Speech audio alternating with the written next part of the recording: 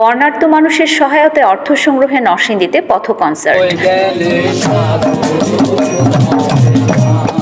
ফেনী ও কুমিল্লা সহ দেশের বিভিন্ন স্থানে বর্ণাঢ্যদের সহায়তার লক্ষ্যে পথ কনসার্ট করেছে নরসিংদীতে সংস্কৃতি কর্মীরা। নরসিংদী রেলওয়ে স্টেশনের ২ নং প্ল্যাটফর্ম এলাকায় শুক্রবার ২৩ আগস্ট বিকেল ৫টা থেকে রাত ৮টা পর্যন্ত জেলার অর্ধশত সংস্কৃতি কর্মী এ পথ কনসার্টে অংশ নেয়। আমার সোনার বাংলা, জাত গেল বলে সহ বিভিন্ন দেশাত্মবোধক, লালন এবং ভাটিয়ারি গানে গলা মেলায় সংস্কৃতি কর্মীরা।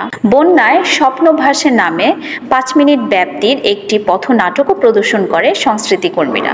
একই সময় চলে ভাসমান বুথে বর্ণাঢ্য মানুষের সহায়তার টাকা উত্তোলন। ১০ টাকা থেকে শুরু করে ৫০০ টাকা পর্যন্ত নগদ অর্থ নিয়ে এগিয়ে আসে পথচারীরা।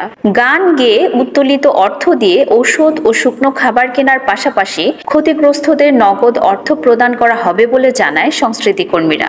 মিজানুর রহমান নামে এক সংস্কৃতি কর্মী জানান, আজ ২০,০০০ টাকার বেশি নগদ অর্থ সংগ্রহ হয়েছে। নরসিংদী ব্র্যান্ড মিউজিক অ্যাসোসিয়েশনের সভাপতি এম.এ. কাদের সঞ্চয় বলেন, আমরা মানুষের পাশে থাকতে চাই। সেই লক্ষ্যে নরসিংদীর সংস্কৃতি কর্মীরা আজ একত্রিত হয়েছে। মুক্তধারা নাট্য সম্প্রদায়ের সাধারণ সম্পাদক হাসান মাহমুদ সনেট বলেন, এরকম আয়োজন জেগে উঠতে শেখায়। সংস্কৃতি কর্মীরা বরাবরই দেশের পাশে থাকে, মানুষের পাশে থাকে।